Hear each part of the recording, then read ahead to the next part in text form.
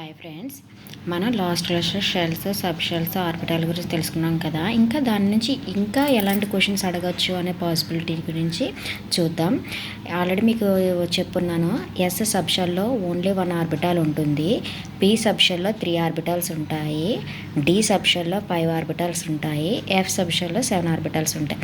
But ఇక్కడ question ఏంటంటే sub షెల్లో orbitals గురించి కాకుండా షెల్స్లో ఎన్ని ఆర్బిటాల్స్ ఉంటాయి, ఇది క్వశ్చన్ అనమాట. ఇప్పుడు చూద్దాం.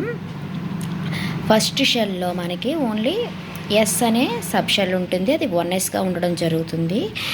ఎస్లో మనకి ఎన్ని ఆర్బిటాల్నే, ఓన్లీ 1 ఆర్బిటాలే ఉంటుంది కాబట్టి 1 వేసాం. సెకండ్ షెల్కి వచ్చేటప్పటికి మనకి ఎన్ని సబ్ షెల్స్ ఉంటాయని చెప్పుకున్నాం, ఎస్ అండ్ పి ఉంటాయి, 2s 2pగా ఉండడం జరుగుతుంది. ఎస్లో ఎన్ని ఆర్బిటాలు ఉన్నాయి, ఎస్ సబ్ షెల్లో 1, పి సబ్ షెల్లో 3, అంటే 1 + 3 మొత్తం 4 ఆర్బిటాల్స్ ఉండడం జరిగింది. సెకండ్ సబ్ షెల్లో 4 ఆర్బిటాల్స్. నెక్స్ట్ సెకండ్ షెల్లో 4 ఆర్బిటాల్స్. థర్డ్ షెల్కి వచ్చేటప్పటికి మనకి 3 సబ్ షెల్స్ ఉండడం జరుగుతాయి, అవి ఎస్పిడి. అవి ఎలా ఉంటాయంటే energy levels 3s 3p 3dగా denote చేయడం జరుగుతుంది. మనకి ఎస్ షెల్లోకి సబ్ షెల్లోకి వచ్చేటప్పటికి 1 ఆర్బిటాల్ ఉంటే, పి సబ్ షెల్లోకి వచ్చేటప్పటికి 3 ఆర్బిటాల్స్ ఉంటే, డి సబ్ షెల్కి వచ్చేటప్పటికి 5 ఆర్బిటాల్స్.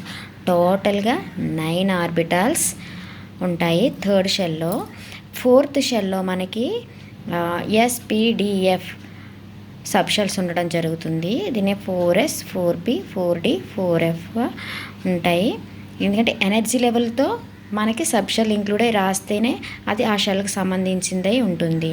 ఆల్రెడీ మీకు ఒకసారి చెప్పాను సిమిలర్ ఎనర్జీ అని, ఇవన్నీ కూడా సిమిలర్ ఎనర్జీ కలిగిన సబ్ షెల్స్ అన్నమాట. సో ఇక్కడ ఎస్ సబ్ షెల్కి సంబంధించి 1 ఆర్బిటాల్ ఉంటే, పి సబ్ షెల్కి సంబంధించి 3 ఆర్బిటాల్స్ ఉంటే, డికి 5, ఎఫ్ సబ్ షెల్కి 7 ఆర్బిటాల్స్, టోటల్ 16 ఆర్బిటాల్స్. అంటే ఫోర్త్ షెల్లో మనకి 16 ఆర్బిటాల్స్ ఉన్నాయి.